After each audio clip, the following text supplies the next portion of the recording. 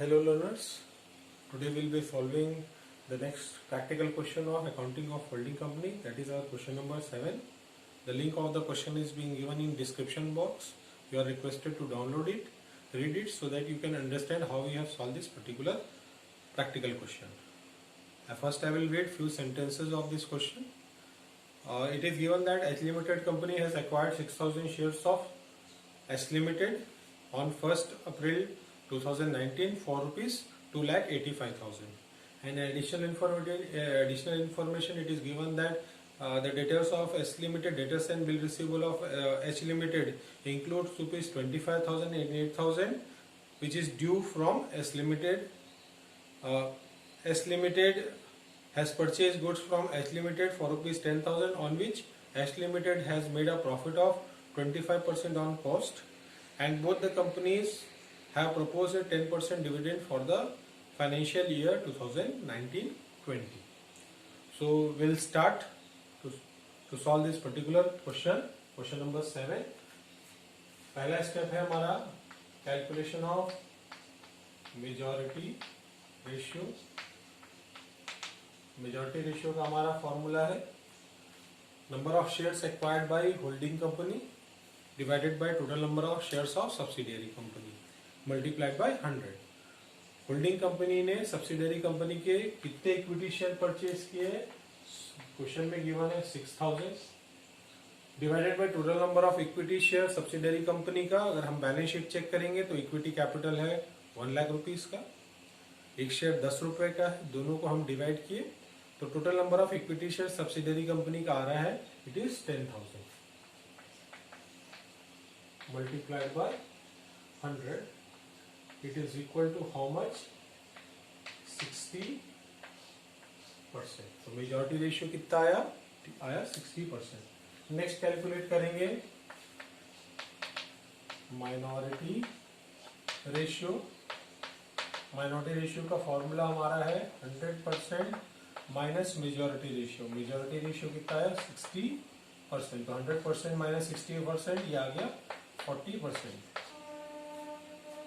Third step solve करने से पहले हम पीरियड का कंप्यूटेशन करते हैं, that is pre acquisition period और पोस्ट एक्विजिशन पीरियड कितना है. तो उसके लिए हम क्या करते हैं, हम सबसे पहले हमारा opening date of financial year and closing date of financial year लिखते हैं. तो ओपनिंग डेट क्वेश्चन में गिवन है 1 अप्रैल 2019 और क्लोजिंग डेट गिवन है 31 मार्च 2020. फिर हम क्वेश्चन में पढ़ते हैं कि भाई होल्डिंग कंपनी ने सब्सिडियरी कंपनी के शेयर्स कौन सी डेट पे खरीदे. तो यहाँ पे डेट गिवन है 1 अप्रैल 2019. तो ओपनिंग डेट और एक्विजिशन डेट दोनों सेम है.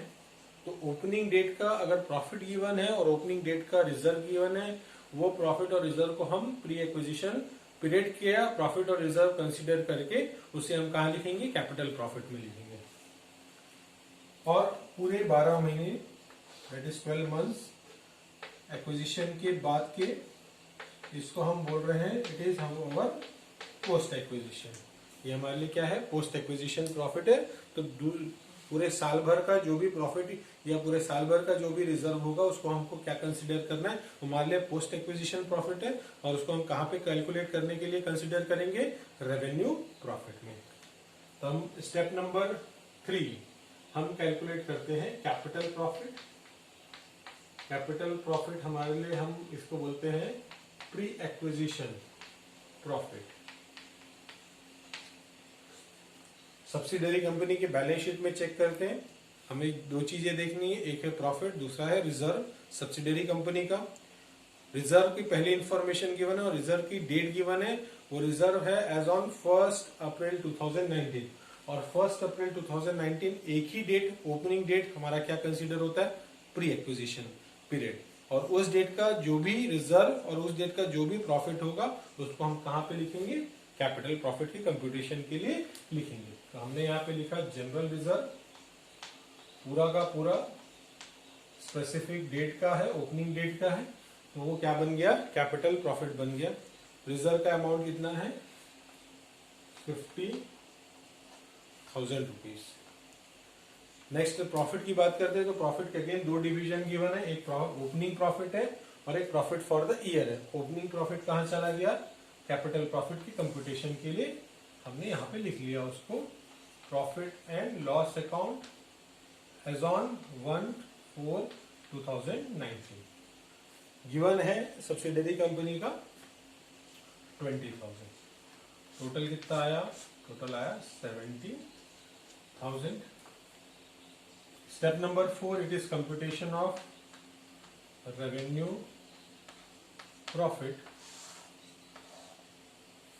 Revenue profit that is for this 12 month period, पूरे 12 महीने का जो प्रॉफिट होगा वो हमारा रेवेन्यू प्रॉफिट है। और वैसे ही इंफॉर्मेशन बैलेंस शीट में गिवन है, profit for the year ended 31 March 2020, profit for the year given है 22,500। उसके बाद हम चेक करते हैं क्या कोई एडिशनल इंफॉर्मेशन है। क्वेश्चन में ये बताया है कि डिविडेंड प्रपोज हुआ है और डिविडेंड प्रपोज यहाँ पे करना है तो out of current year profit करना है।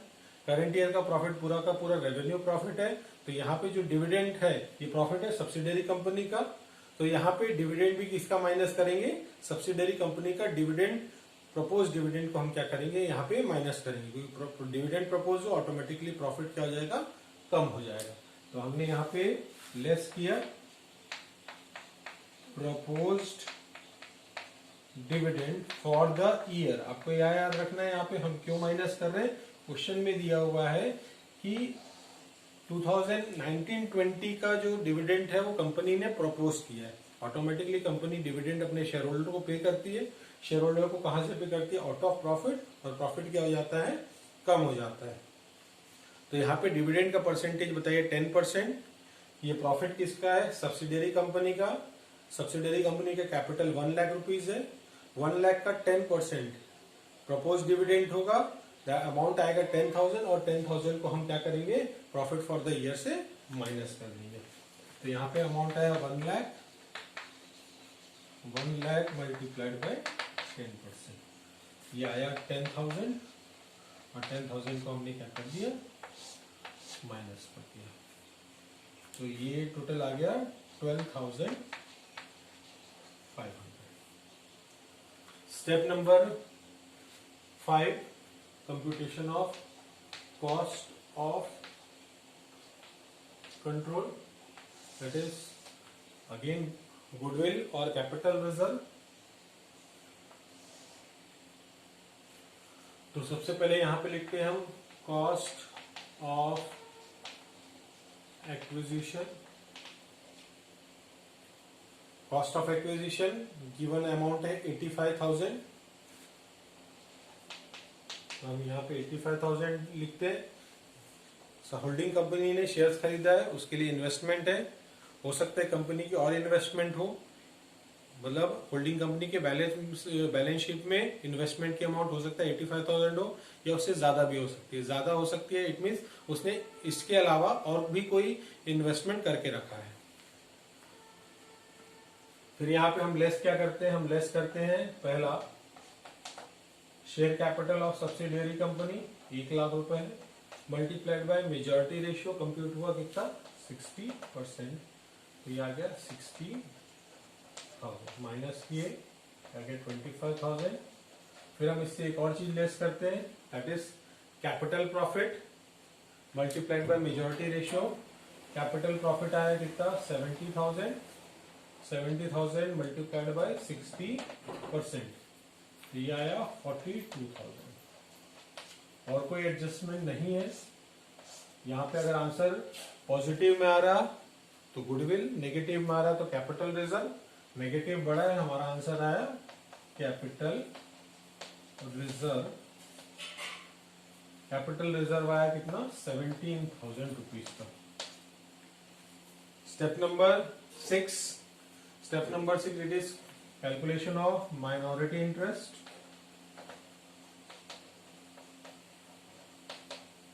माइनॉरिटी इंटरेस्ट कैलकुलेट करते हैं। सबसे पहले हम लिखते हैं यहाँ पे share capital of subsidiary company share capital of subsidiary company, share capital of subsidiary company multiplied by minority ratio.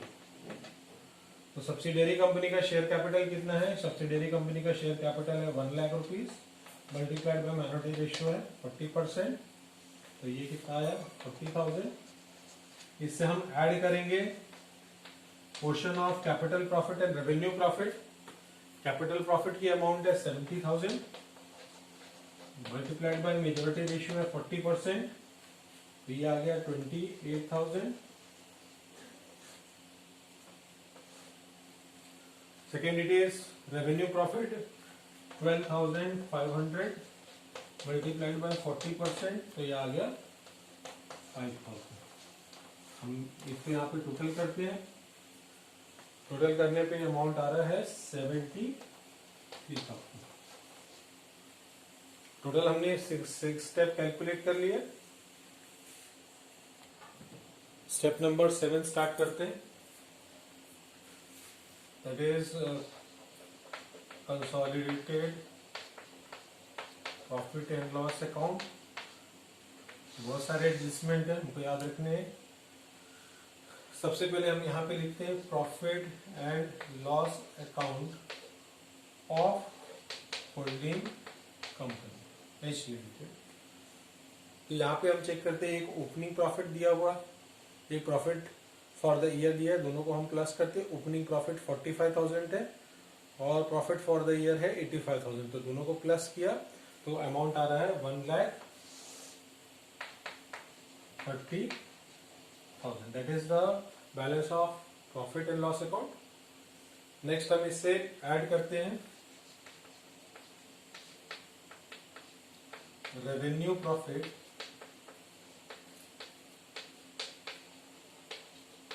Multiplied by majority ratio. Revenue profit कितना आया 12,500, 12,500 multiplied by majority ratio. Majority ratio है 60%, तो ये आ गया 7,500। Next हम ये देखते हैं कि सब्सिडरी कंपनी ने डिविडेंड प्रपोज किया, और जब डिविडेंड प्रपोज किए तो वो सारे शेयर होल्डर को डिविडेंड उसका रिसीव होना है। तो अगर वो रिसीव होना है पर्टिकुलर फाइनेंशियल ईयर में, तो उनका प्रॉफिट भी क्या होगा, बढ़ जाएगा।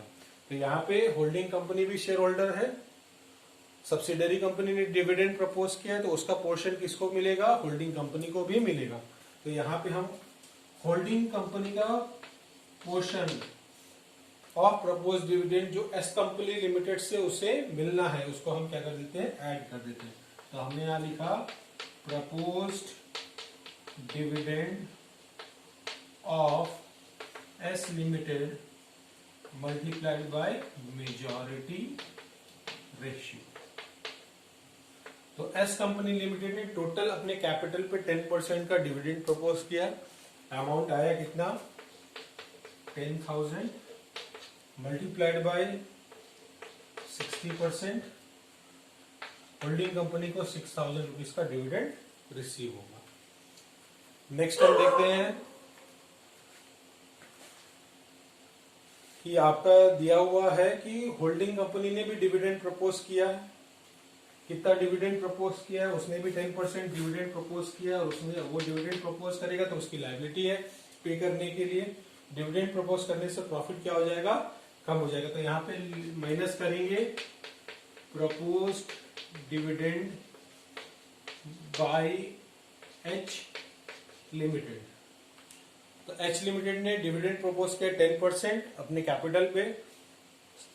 एच लिमिटेड का कैपिटल है 5 लाख रुपीज, 5 लाख का 10%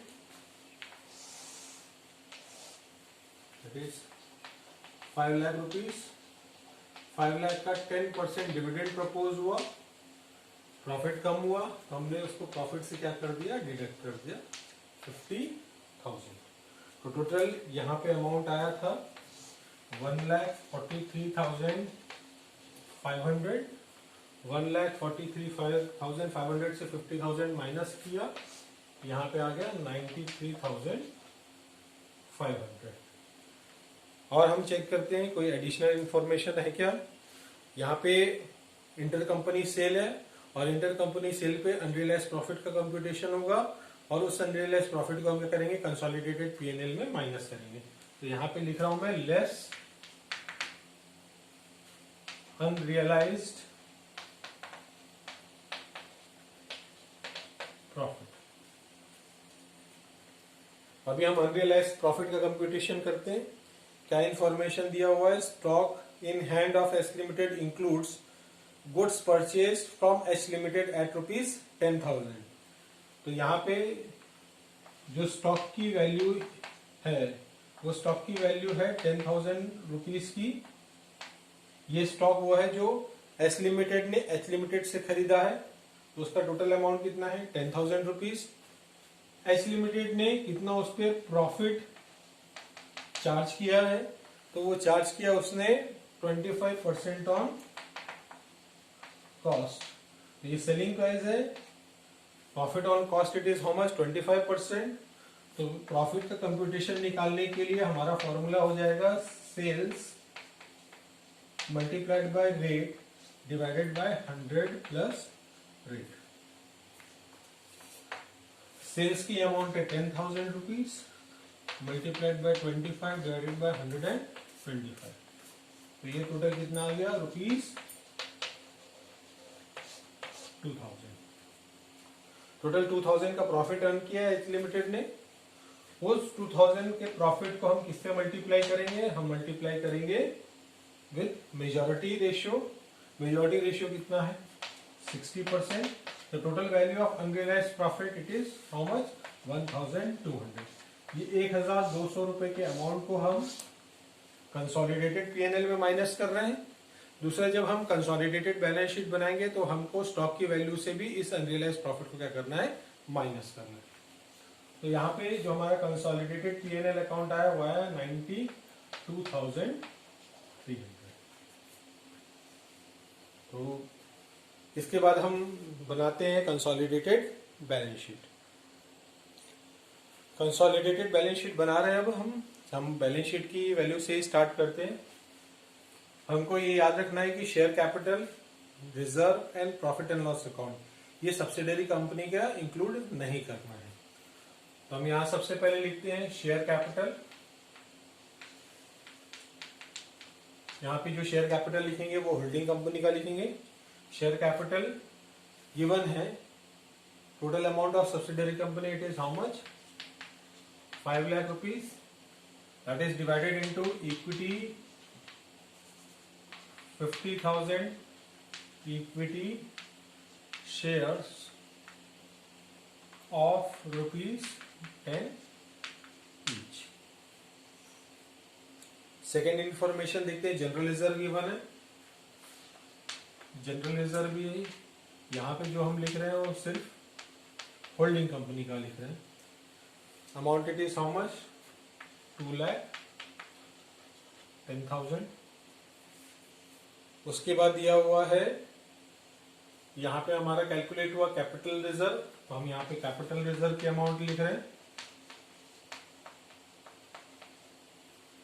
capital reserve is how much 17,000। Next it is consolidated PNL account, तो हम यहाँ पे लिख रहे हैं कंसोलिडेटेड पीएनएल अकाउंट। उसकी अमाउंट है 92,300। बैलेंस शीट में चेक करते हैं क्या गिवन है, सन्ड्री क्रेडिटर्स गिवन है।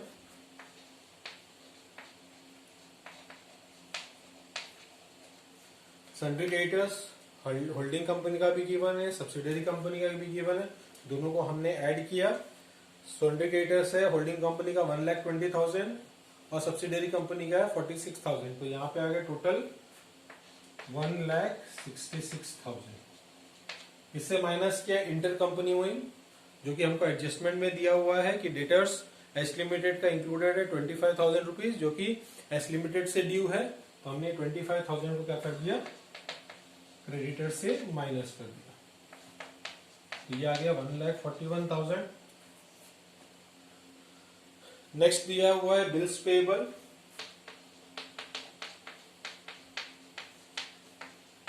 बिल्स पेबल होल्डिंग कंपनी और सब्सिडरी कंपनी का दोनों का दिया हुआ है 40,000 एंड 30,000, तो टोटल आ गया 70,000। Again there is a inter company owing, inter company adjustment है, हम उसको माइनस कर देंगे। बिल्स पेबल की जो अमाउंट है वो कितनी है 8,000 रुपीज है सब्सिडरी कंपनी के बुक्स में, जो कि होल्डिंग कंपनी को पे करना है। तो 70,000 माइनस 8,000 ये आ गया 62,000। एसेट साइड आते हैं, सबसे पहला एसेट गिवन है गुडविल। गुडविल होल्डिंग कंपनी की 1,50,000 और सब्सिडरी कंपनी की 35,000 है, दोनों को टोटल किए तो ये आ गया 1,85,000। नेक्स्ट गिवन है land and building 2 lakh holding company का, 50,000 सब्सिडरी कंपनी का, total amount is how much 2,50,000। Next given है plant and machinery,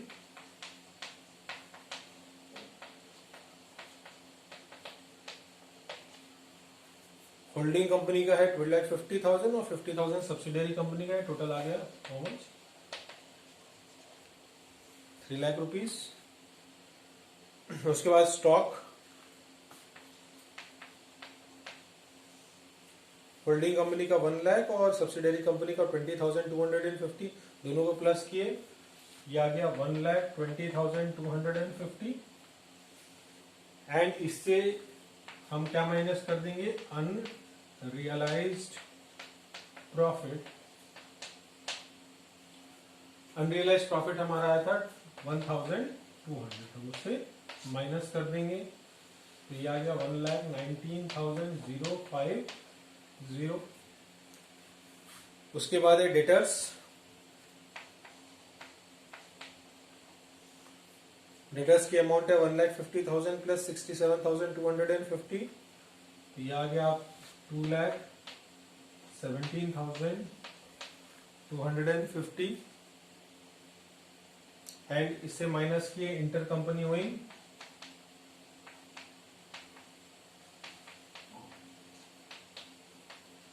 inter company owing कितना है 25,000 माइनस किए तो ये आ गया 1,92,250।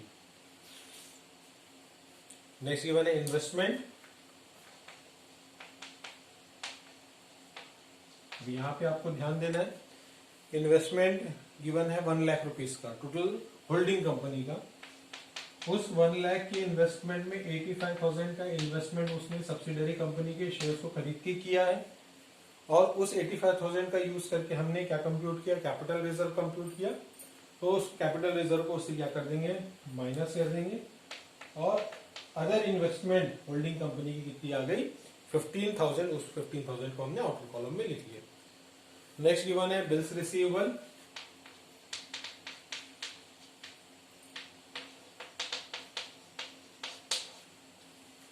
बिल्स रिसीवेबल की अमाउंट टोटल होल्डिंग कंपनी और सब्सिडरी कंपनी का मिला के इट कम्स टू 25,000,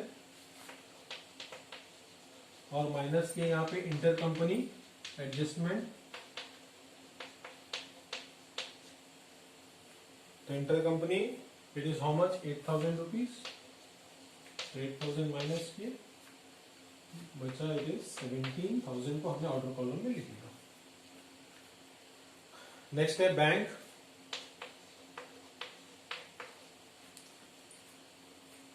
बैंक दोनों का होल्डिंग कंपनी का 30,000 सब्सिडरी कंपनी का 25,000, total amount it is how much 55,000। Last days cash 10,000 plus 6,000 it is 16,000। अब इतना बनाने के बाद हम एक बार एडजस्टमेंट चेक करते हैं। एडजस्टमेंट में हमारे से कुछ छूट तो नहीं गया है, तो यहाँ पे आप देख रहे हैं प्रपोज डिविडेंड का एक एडजस्टमेंट है जिसका हमने दो इफेक्ट नहीं दिखाया है। तो यहाँ पे हमारा आएगा प्रपोज्ड डिविडेंड, एक हो गया एच लिमिटेड का और एक हो गया एस लिमिटेड का। एच लिमिटेड ने प्रपोज किया डिविडेंड 5 लाख का 10%, that is how much 50,000। Subsidiary company का 1 लाख का टोटल कैपिटल था, उसका 10% 10,000 आया। 10,000 में से 6,000 किसको मिल गया? होल्डिंग कंपनी को मिल गया, तो उसको कंसोलिडेटेड पीएनएल में हमने प्लस कर दिया। बचा कितना? बचा 4,000 एज अ एक्सटर्नल लायबिलिटी हम यहाँ पे दिखाएंगे। टोटल अमाउंट ऑफ डिविडेंड कितना हो गया? 54,000। तो आपको हर बार क्रॉस चेक ये करना है कि कोई एडजस्टमेंट छूटा तो नहीं है। वो छूटा होगा तो आपका बैलेंस शीट टैली नहीं होगा। अब हम टोटल करते हैं एसेट्स और लायबिलिटीज का। तो यहाँ पे टैली नहीं कर रहा है। लायबिलिटी की टोटल आ रही है 10,76,300 और एसेट की टोटल आ रही है 11,49,300। दोनों में जो डिफरेंस का अमाउंट आ रहा है अराउंड 73,000 का आ रहा है। एक बार हम चेक करते हैं क्या हमसे कोई एडजस्टमेंट या कोई वैल्यू छूट गई है जिसको हमने नहीं लिखा है। तो एक वर्किंग नोट में आते हैं। तो वर्किंग नोट में हमने कैपिटल रिजर्व को लिख लिया है। माइनॉरिटी इंटरेस्ट 73,000 है, इसको लिखा नहीं है, इसी कारण से हमारा बैलेंस शीट टैली नहीं कर रहा था। तो हम यहाँ पे लिख लेते हैं क्या? माइनॉरिटी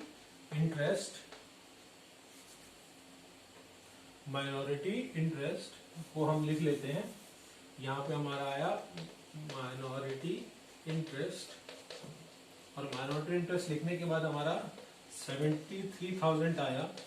और जब फिर से हमने बैलेंस शीट का टोटल किया तो एसेट साइड और लायबिलिटी साइड 11,49,300 आ रहा है।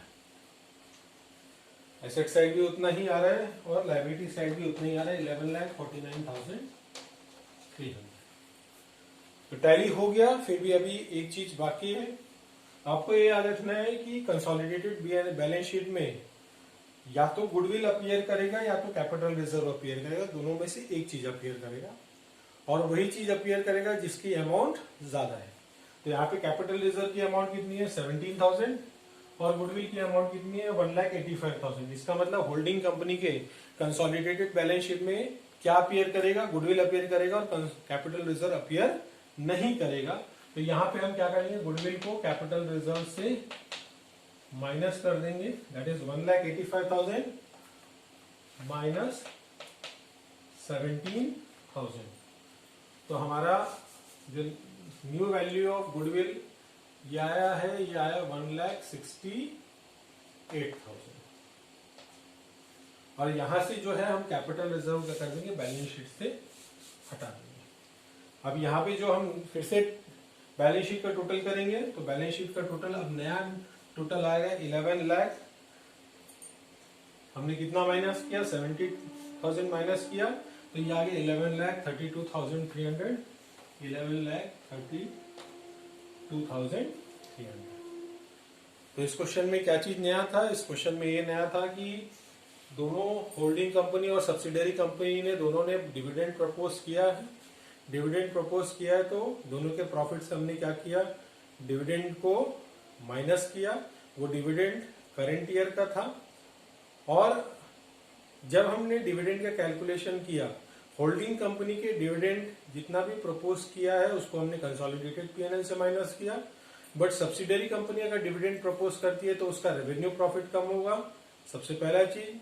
दूसरा, उसका डिविडेंड का दो पार्ट होगा, एक मेजॉरिटी का पार्ट होगा और एक माइनॉरिटी का पार्ट होगा। मेजॉरिटी का पार्ट कहाँ इंक्लूड होगा? कंसोलिडेटेड पीएनएल अकाउंट में, और माइनॉरिटी का as a liability consolidated balance sheet में शो होगा।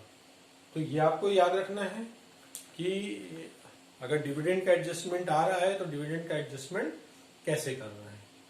ठीक है, आज के लिए इतना ही। Thank you.